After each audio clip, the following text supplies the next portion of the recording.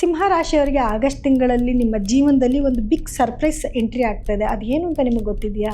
ಸಿಂಹ ರಾಶಿಯವರಿಗೆ ಆಗಸ್ಟ್ ತಿಂಗಳಲ್ಲಿ ಅದೃಷ್ಟ ಜಾಸ್ತಿ ಆಗ್ತಿದೆಯಾ ಅಥವಾ ನಷ್ಟ ಏನಾದರೂ ಆಗ್ತಿದೆಯಾ?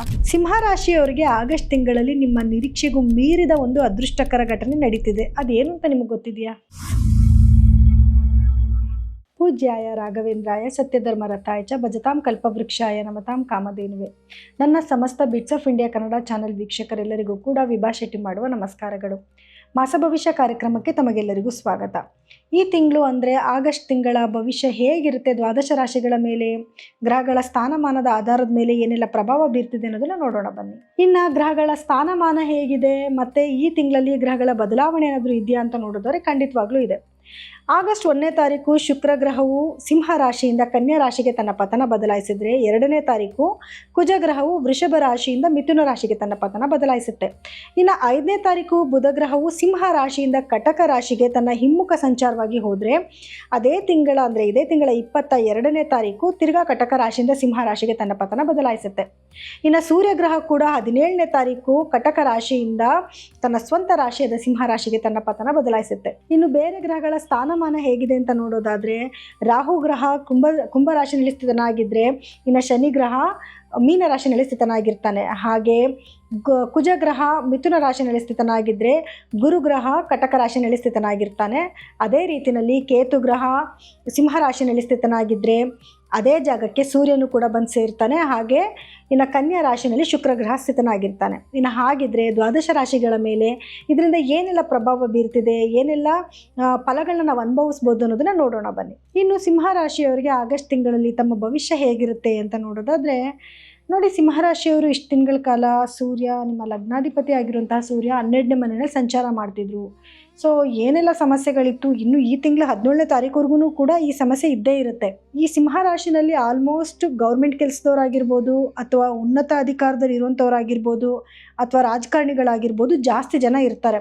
ಸೊ ಇವ್ರಿಗೆಲ್ಲ ಏನಾಗುತ್ತೆ, ಕೆಲಸದಲ್ಲಿ ಏನೋ ಒಂದು ಥರ ಪ್ರೆಷರ್ ಜಾಸ್ತಿ ಆಗಿರೋದು, ಅಥವಾ ಯಾವುದಾದ್ರೂ ನೀವು ಯಾರಿಗಾದ್ರೂ ಹಣ ಕೊಡೋದಾಗಿರ್ಬೋದು, ತಗೊಳ್ಳೋದಾಗಿರ್ಬೋದು, ಯಾರಾದರೂ ನೋಡಿ ಅದ್ರ ಬಗ್ಗೆ ಕ್ವೈರೀಸ್ ಹಾಕುವಂಥದ್ದು, ಅಥವಾ ನಿಮ್ಗೇನಾದ್ರು ಕೆಲಸದಿಂದ ತೆಗೆದಾಕೋದು, ನೋಟಿಸ್ ಕೊಡುವಂಥದ್ದು, ಇದೆಲ್ಲನೂ ಅನುಭವಿಸಿರ್ತೀರಾ. ಮತ್ತು ಈ 17ನೇ ತಾರೀಕುವರೆಗೂ ಕೂಡ ಅದೇ ರೀತಿ ಇರುತ್ತೆ. ಸೊ ಸ್ವಲ್ಪ ಕೇರ್ಫುಲ್ ಆಗಿರಬೇಕು. ಗೌರ್ಮೆಂಟಿಂದ ಆಗಬೇಕಾಗಿರೋ ಯಾವ ಕೆಲಸಗಳು ಕೂಡ ನಿಮಗೆ ಸರಾಗವಾಗಿ ಆಗ್ತಾ ಇರಲ್ಲ. ವಿಪರೀತವಾದ ಖರ್ಚು, ಮನಸ್ಸಿನಲ್ಲಿ ನೆಮ್ಮದಿ ಶಾಂತಿ ಇರಲ್ಲ, ಯಾಕೋ ಒಂಥರ ನನಗೆ ಜೀವನನೇ ಬೇಡ ಅನ್ನುವಂಥ ಒಂದು ಮನಸ್ಥಿತಿಗೆ ನೀವು ಬಂದುಬಿಟ್ಟಿರ್ತೀರ. ಆದರೆ ಈ 17ನೇ ತಾರೀಕಿನ ನಂತರ ಖಂಡಿತವಾಗ್ಲೂ ನೀವು ಒಳ್ಳೆ ಸರ್ಪ್ರೈಸ್ನ ನೋಡ್ಬೋದು. ಯಾಕೆ ಅಂದರೆ ಸೂರ್ಯ, ನಿಮ್ಮ ರಾಶಾಧಿಪತಿ ಆಗಿರುವಂತಹ ಸೂರ್ಯ ಗ್ರಹ ನಿಮ್ಮ ರಾಶಿಗೆ ಬರ್ತಾ ಇದ್ದಾನೆ. ಸೊ ಒಳ್ಳೆ ಯೋಗಗಳನ್ನ ತಂದು ಕೊಡ್ತಾನೆ. ಇಷ್ಟು ದಿವಸ ಏನು ನಿಮಗೆ ಸಮಸ್ಯೆ ಆಗ್ತಿತ್ತು ಅದೆಲ್ಲನೂ ಕೂಡ ಪಾಸಿಟಿವ್ ಆಗಕ್ಕೆ ಶುರು ಆಗುತ್ತೆ. ಒಳ್ಳೊಳ್ಳೆ ಅವಕಾಶಗಳು ನಿಮ್ಮನ್ನು ಬರುವಂಥದ್ದು, ಅಥವಾ ಮೇಲಧಿಕಾರಿಗಳ ಜೊತೆಯಲ್ಲಿ ಏನು ನಿಮಗೆ ಭಿನ್ನಾಭಿಪ್ರಾಯಗಳಿತ್ತು ಅದು ಕ್ರಮೇಣ ಸರಿ ಹೋಗುವಂಥದ್ದು, ನಿಮ್ಮ ಮೇಲಿದ್ದಂಥ ಅಲಿಗೇಷನ್ಸ್ ಕಮ್ಮಿ ಆಗುವಂಥದ್ದು, ನೀವೇನಾದರೂ ಹೈ ಪೋಸ್ಟ್ಗೆ ಕೆಲಸಕ್ಕೆ ಟ್ರೈ ಮಾಡ್ತೀರಾ ಆ ಕೆಲಸಗಳಾಗುವಂಥದ್ದು ಎಲ್ಲನೂ ಕೂಡ ನಿಮ್ಮ ಜೀವನದಲ್ಲಿ ಒಂದೊಂದೇ ನಡೀತಾ ಹೋಗುತ್ತೆ. ಸೊ ಯಾಕಂದರೆ ಸೂರ್ಯನ ಲಗ್ನಕ್ಕೆ ಬರ್ತಾನೆ, ನೆಕ್ಸ್ಟ್ ಮಂತು 2ನೇ ಮನೆಗೆ ಹೋಗ್ತಾನೆ. ಸೊ ಒಳ್ಳೆ ಫಲಗಳು ಇನ್ನು ಮುಂದಕ್ಕೆ ನೀವು ನೋಡ್ತಾ ಹೋಗ್ಬೋದು. ಇಷ್ಟು ದಿವಸ ಏನು ಕಷ್ಟ ಅನುಭವಿಸಿದ್ರೆ ಇನ್ಮೇಲೆ ಅದ್ರದ್ದು ಕಷ್ಟಕ್ಕೆ ಒಂದು ತೆರೆ ಅಂತ ಹೇಳ್ಬೋದು. ಆದರೆ ಗುರುಗ್ರಹ ನಿಮಗೆ 12ನೇ ಮನೆಯಲ್ಲೇ ಇರ್ತಾನೆ. 11ನೇ ಮನೆ ಅಧಿಪತಿ ಆಗಿರೋ ಮತ್ತು 2ನೇ ಮನೆ ಅಧಿಪತಿ ಆಗಿರೋ ಬುಧ ಗ್ರಹನೂ ನಿಮಗೆ 12ನೇ ಮನೆಗೆ ಬರ್ತಾನೆ. 22ನೇ ತಾರೀಕಿನ ನಂತರ ಅಷ್ಟೇ ನಿಮ್ಮ ಲಗ್ನಕ್ಕೆ ಬರೋದು. ಅಲ್ಲಿವರೆಗೂ ಕೂಡ ನಿಮಗೆ ಯಥೇಚ್ಛವಾದ ಖರ್ಚುಗಳು ಜಾಸ್ತಿ ಆಗುತ್ತೆ. ಏನೋ ಅದೃಷ್ಟಕರವಾದ ಕೆಲಸ ಕೈಗೆ ಇನ್ನೇನು ಬಂತು ಅನ್ನೋಷ್ಟೊಳಗಡೆ ಒಂದು ಸ್ವಲ್ಪ ತಡೆ ಆಗೋದು, ನಿಧಾನ ಆಗುವಂಥದ್ದು, ಅಥವಾ ಕೆಲಸ ಕೈ ತಪ್ಪು ಹೋಗ್ಬಿಡೋವಂಥದ್ದು, ಬಿಸ್ನೆಸ್ಸಲ್ಲಿ ಸ್ವಲ್ಪ ವೇರಿಯೇಷನ್ ಆಗ್ತಾ ಇರೋದು, ಇದೆಲ್ಲನೂ ಕೂಡ ನೀವು ನೋಡಬೇಕಾಗಿ ಬರುತ್ತೆ. ಎಲ್ಲದಕ್ಕೂ ಪರಿಹಾರ ಅನ್ನೋದು ಇರುತ್ತೆ, ಅದನ್ನು ಮಾಡ್ಕೊಂಡು ಹೋದರೆ ಆಗುತ್ತೆ. ಜೊತೆಗೆ ನಿಮಗೆ 11ನೇ ಮನೆಯಲ್ಲಿ ಕುಜಸ್ಥಿತನಾಗಿರೋದ್ರಿಂದ ಭೂಮಿಯಿಂದ ಲಾಭ ಸಿಕ್ಕತ್ತೆ. ಭೂಮಿಗೆ ಸಂಬಂಧಪಟ್ಟಿದ್ದೇನಾದ್ರು ಕೆಲಸಗಳು ಮಾಡ್ತಾ ಇದ್ದೀರಾ ಅಂದರೆ ಖಂಡಿತ ಅದರಲ್ಲಿ ಯಶಸ್ಸು ಜಾಸ್ತಿ ಆಗುತ್ತೆ. ಯಾಕೆ ಅಂದರೆ ನೋಡಿ, ಗುರು ನಿಮಗೆ 12ನೇ ಮೇಲೆ ಕೂತಿದ್ರು ಕೂಡ ಗುರು ದೃಷ್ಟಿ ಅಂತ ನೋಡೋಕ್ಕೆ ಬಂದಾಗ ಗುರು ನಿಮ್ಮ 4ನೇ ಮನೆ ನೋಡ್ತಾ ಇದ್ದಾನೆ. ಸೊ ಹಾಗಾಗಿ ಭೂಮಿಯಿಂದ ಲಾಭ ಆಗೋದು, ಭೂಮಿ ತಗೊಳ್ಳೋದು, ಮಾರೋದು, ಇದರಿಂದ ಹೆಚ್ಚು ಲಾಭನ ನೋಡ್ತೀರಾ. ತಾಯಿಯ ಆರೋಗ್ಯದಲ್ಲಿ ಏಳಿಗೆನ ನೋಡ್ಬೋದು ನೀವು. ತಾಯಿಯ ಆರೋಗ್ಯ ತುಂಬ ಚೆನ್ನಾಗಿ ಆಗ್ತಾ ಹೋಗುತ್ತೆ.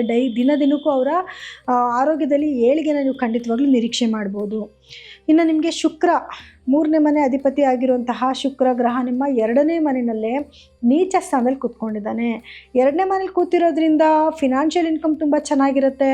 ಫ್ಯಾಮಿಲಿನಲ್ಲಿ ಏನಾದರೂ ಫಂಕ್ಷನ್ಗಳು ಮಾಡುವಂಥದ್ದು, ಎಲ್ಲರ ಜೊತೆಲಿ ಸೇರುವಂಥದ್ದು, ಮೋಜು ಮಸ್ತಿ ಮಾಡುವಂಥದ್ದು ಎಲ್ಲನೂ ಚೆನ್ನಾಗಿರುತ್ತೆ.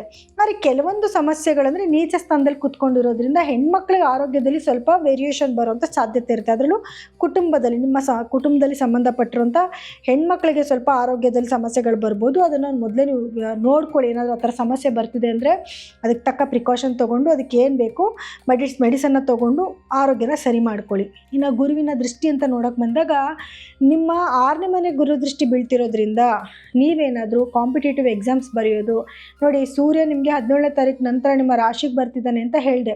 ಸೊ ಹಾಗಾಗಿ ಗೌರ್ಮೆಂಟ್ ಕೆಲಸಗಳಿಗೆ ಅಥವಾ ಉನ್ನತ ಅಧಿಕಾರಿಗಳಿಗೆ ಏನಾದರೂ ನೀವು ಪ್ರಯತ್ನ ಪಡ್ತಾ ಇದ್ದರೆ, ಕಾಂಪಿಟೇಟಿವ್ ಎಕ್ಸಾಮ್ಸ್ ಬರೆದ್ರೆ ಖಂಡಿತ ಅದರಲ್ಲಿ ವಿನ್ ಆಗ್ತೀರಾ. ಕೆಲಸಗಳ ಪ್ರಯತ್ನ ಪಡ್ತಾ ಇದ್ದರೆ ಕೆಲಸಗಳಾಗುವಂಥದ್ದು ಎಲ್ಲನೂ ಕೂಡ ನೀವು ನಿರೀಕ್ಷೆ ಮಾಡ್ಬೋದು. ಬ್ಯಾಂಕಲ್ಲಿ ಲೋನ್ ಅಪ್ಲೈ ಏನಾದರೂ ಮಾಡಿದರೆ ಲೋನ್ ಸ್ಯಾಂಕ್ಷನ್ ಆಗುವಂಥದ್ದು, ಕೋರ್ಟಲ್ಲಿ ಕೇಸ್ಗಳೇನಾದರೂ ಇತ್ತು ಅಂದರೆ ಕೇಸ್ ನಿಮ್ಮ ಪರವಾಗಿ ಆಗುವಂಥದ್ದು, ಒಟ್ಟಿನಲ್ಲಿ ನಿಮ್ಮನ್ನು ಯಾರು ಆಡ್ಕೊತಿದ್ರು, ಯಾರು ನಿಮ್ಮನ್ನು ಶತ್ರುಗಳಾಗಿ ನೋಡ್ತಾ ಇದ್ರು ಅವರೇ ನಿಮ್ಮ ಮುಂದೆ ಸೈಲೆಂಟ್ ಆಗೋಗ್ತಾರೆ. ಆ ಒಂದು ಟೈಮ್ ಅಂತೂ ನಿಮಗೆ ಬರುತ್ತೆ. ಇನ್ನು ನಿಮಗೆ 7ನೇ ಮನೇಲಿ ರಾಹು ಇರೋದ್ರಿಂದ ಗಂಡ ಹೆಂಡತಿ ಮಧ್ಯದಲ್ಲಿ ಸಣ್ಣ ಪುಟ್ಟ ವೈಮನಸ್ಯ ಅಂತೂ ಬರ್ತಾನೆ ಇರುತ್ತೆ. ಸೊ ನೀವೇ ಸ್ವಲ್ಪ ಕೂಲಾಗಿರಬೇಕು.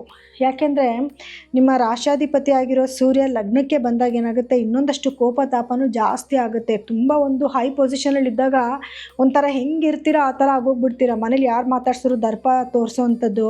ಈ 12ರಲ್ಲಿರೋ ತನಕ ಫ್ರಸ್ಟ್ರೇಷನ್ನು, ಏನೋ ಒಂಥರ ನನಗೆ ಲಾಸ್ ಆಗ್ತಾಯಿದೆ, ಇನ್ನೂ ಸಾಲಗಳಾಗ್ತಾ ಇದೆ, ಅಥವಾ ಏನೋ ಕಷ್ಟದಲ್ಲಿದ್ದೀನಿ, ಇವ್ರು ಬೇರೆ ನನ್ನ ತಲೆ ತಿಂತಾರೆ ಅನ್ನೋ ಥರ ಆಗೋಗ್ಬಿಟ್ಟಿರ್ತೀರ. ಇನ್ನು ಸೂರ್ಯ ಲಗ್ನಕ್ಕೆ ಬಂದಾದ್ಮೇಲೆ ಏನಾಗುತ್ತೆ, ಇವಾಗ ಕೆಲಸ ಜಾಸ್ತಿ ಆಗ್ತಾಯಿದೆ, ಇವಾಗೇನೋ ಸುಧಾರಿಸ್ಕೊತಾ ಇದ್ದೀನಿ, ಏನೋ ನನಗೆ ಮನೆಯಲ್ಲಿ ಈ ಥರ ಇರಿಟೇಟ್ ಮಾಡಿಸ್ತಾರೆ ಅನ್ನೋ ಥರ ಮನಸ್ಥಿತಿ ಬದಲಾಗ್ಬಿಡುತ್ತೆ. ಆದರೆ ಗಂಡ ಹೆಂಡತಿ ಅಂತ ಬಂದಾಗ ಸಣ್ಣ ಪುಟ್ಟ ವೈಮನಸ್ಯಗಳು ಬರುತ್ತೆ. ಆದರೆ ದಯವಿಟ್ಟು ನೀವೇ ಸ್ವಲ್ಪ ಕೂಲ್ ಡೌನ್ ಆಗಿ ಆ ಸಮಯನ ಬಿಟ್ಟುಬಿಡಿ. ಅದಾದಮೇಲೆ ನೀವು ಮಾತಾಡಿ, ಅದರಿಂದ ಮೇಜರಾಗಿ ಆಗೋ ಪ್ರಾಬ್ಲಮ್ನ ಖಂಡಿತವಾಗ್ಲೂ ತಪ್ಪಿಸ್ಕೋಬೋದು.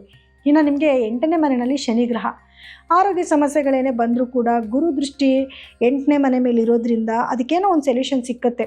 ಆರೋಗ್ಯ ಹಾಳಾಗೋಯ್ತು ಅನ್ನೋಷ್ಟರೊಳಗಡೆ ಗುರುದೃಷ್ಟಿ ಇರೋದ್ರಿಂದ ಅದಕ್ಕೊಂದು ಪರಿಹಾರ ಕೂಡ ಸಿಗ್ತಾ ಹೋಗ್ತಾ ಇರುತ್ತೆ. ಮೇಜರಾಗಿ ಏನು ಅಂತ ಪ್ರಾಬ್ಲಮ್ಗಳಾಗೋದಿಲ್ಲ. ಸೊ ಹಾಗಾಗಿ ಅದರಿಂದ ಒಂದು ಬಚಾವ್ ಆಗ್ತಾ ಇದ್ದೀರಾ ಅಂತ ಹೇಳ್ಬೋದು. ಅಥವಾ ನಿಮ್ಗೇನಾದರೂ ಪಿತ್ರಾರ್ಜಿತ ಆಸ್ತಿ ಆಗಿರ್ಬೋದು, ಅಥವಾ ನಿರೀಕ್ಷೆ ಇಟ್ಕೊಂಡಿರಲ್ಲ, ಅಯ್ಯೋ ಈ ದುಡ್ಡು ಬರಲ್ಲ ಬಿಡಪ್ಪ ಅನ್ನೋಂಥ ದುಡ್ಡು ಕೈಗೆ ಸೇರುವಂಥ ಸಾಧ್ಯತೆಗಳು ಕೂಡ ಇರುತ್ತೆ. ಸೊ ಇದೆಲ್ಲ ಒಂದು ಒಳ್ಳೆ ವಿಷಯ ಅಂತಲೇ ಹೇಳ್ಬೋದು. ಇನ್ನು ಪರಿಹಾರವಾಗಿ ಏನು ಮಾಡ್ಕೋಬೇಕು, ಕೆಲವೊಂದು ಸಮಸ್ಯೆಗಳು ಕೂಡ ಇದೆ ಅಲ್ವಾ, ಇದಕ್ಕೇನು ಪರಿಹಾರ ಮಾಡ್ಕೋಬೇಕು ಅಂದರೆ, ಮೊದಲನೇದಾಗಿ 17ನೇ ತಾರೀಕುವರೆಗೂ ಸೂರ್ಯ ನಿಮಗೆ 12ನೇ ಮನೇಲಿರೋದ್ರಿಂದ ಬಹಳಷ್ಟು ಖರ್ಚು ಏನಾಗ್ತಾ ಇರುತ್ತೆ ಅಂತ ಹೇಳಿದೆ ನಾನು, ಮನಸ್ಥಿತಿ ಹಾಳಾಗುತ್ತೆ ಅಂತ ಹೇಳಿದೆ. ಪ್ರತಿದಿನವೂ ಕೂಡ ಸೂರ್ಯನಿಗೆ ಅರ್ಘ್ಯ ಕೊಡಿ, ಆದಿತ್ಯ ಹೃದಯನ ಕೇಳಿಸ್ಕೊಡಿ ಅಥವಾ ನೀವೇ ಹೇಳ್ಕೊಳ್ಳಿ. ಇದರಿಂದ ತುಂಬ ನಿಮಗೆ ಅದೃಷ್ಟ ತೊಗೊಂಬಂದು ಕೊಡುತ್ತೆ. ನಿಮ್ಮ ಜೀವನ ಪರ್ಯಂತನೂ ನೀವು ಆದಿತ್ಯ ಹೃದಯನ ಕೇಳಬೇಕು, ಸೂರ್ಯನಿಗೆ ನಮಸ್ಕಾರ ಹಾಕಬೇಕು, ಅರ್ಘ್ಯ ಕೊಡಬೇಕು. ಇದರಿಂದ ನಿಮಗೆ ಒಳ್ಳೆ ಪುಣ್ಯನ ನೀವು ಸಂಪಾದನೆ ಮಾಡ್ಕೊತೀರಾ. ಜೊತೆಗೆ ಶುಕ್ರನ ಆರಾಧನೆ ಮಾಡಿ, ಶುಕ್ರ ಗ್ರಹ ಅಂದರೆ ಲಕ್ಷ್ಮೀ ದೇವಿಯ ಆರಾಧನೆ ಜಾಸ್ತಿ ಮಾಡಿ, ಲಕ್ಷ್ಮೀ ದೇವಸ್ಥಾನಕ್ಕೆ ಹೋಗಿ ಬರೋವಂಥದ್ದು, ಲಕ್ಷ್ಮಿಗೆ ಮಲ್ಲಿಗೆ ಹೂವು ಮತ್ತು ಸಂಪಿಗೆ ಹೂವು, ತಾವರೆ ಹೂವುಗಳನ್ನ ಅರ್ಪಿಸೋವಂಥದ್ದು, ಮನೆ ಹೆಣ್ಮಕ್ಳಿಗೆ ಗೌರವ ಮರ್ಯಾದೆ ಕೊಡಿ, ಅವ್ರಿಗೇನು ಅವಶ್ಯಕತೆ ಇದೆ ಅದನ್ನು ತೊಗೊಂಬಂದು ಕೊಡಿ, ಪ್ರೀತಿಯಿಂದ ನೋಡ್ಕೊಳ್ಳಿ. ಈ ಎಲ್ಲದರಿಂದಲೂ ನಿಮ್ಮ ಜೀವನದಲ್ಲಿ ಅದೃಷ್ಟ ತಂದುಕೊಡುತ್ತೆ. ಜೊತೆಗೆ ಗುರುಗೂ ಕೂಡ ಅಷ್ಟೇ, ನಿಮ್ಮ ಗುರುಗಳು ಯಾರಾದರೂ ಇದ್ದರೆ ಅವ್ರಿಗೆ ಏನಾದರೂ ಸಹಾಯ ಮಾಡಿ, ಅಥವಾ ಅವ್ರಿಗೇನಾದ್ರು ಸೇವೆ ಮಾಡಿ, ಅವ್ರಿಗೇನು ಅವಶ್ಯಕತೆ ಇದೆ ತೊಗೊಂಡೋಗಿ ಕೊಡಿ. ಅದೆಲ್ಲನೂ ನಿಮಗೆ ಪುಣ್ಯನ ತೊಗೊಂಬಂದು ಕೊಡುತ್ತೆ. ಇನ್ನು ಇದಾಗಿತ್ತು ಆಗಸ್ಟ್ ತಿಂಗಳ 12 ರಾಶಿಗಳ ಭವಿಷ್ಯ.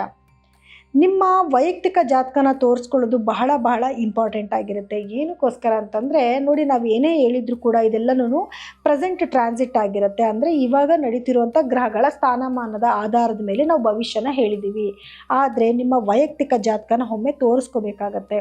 ಅದರಲ್ಲಿ ಇರುವಂತಹ ಗ್ರಹಗಳ ಸ್ಥಾನಮಾನ ಆಗಿರ್ಬೋದು, ಅಥವಾ ನಿಮ್ಮ ದಶಾ ಭುಕ್ತಿ ಆಗಿರ್ಬೋದು, ಬೇರೆ ಆಗಿರೋದ್ರಿಂದ ಅದಕ್ಕೆ ತಕ್ಕ ಪರಿಹಾರಗಳನ್ನ ಮಾಡ್ಕೊಳ್ಳೋದ್ರಿಂದ ಖಂಡಿತವಾಗ್ಲೂ ಉನ್ನತವಾದ ಒಂದು ಫಲನ ನೀವು ನಿರೀಕ್ಷೆ ಮಾಡ್ಬೋದು. ಸೊ ಎಲ್ಲರಿಗೂ ಕೂಡ ನನ್ನ ಧನ್ಯವಾದಗಳು.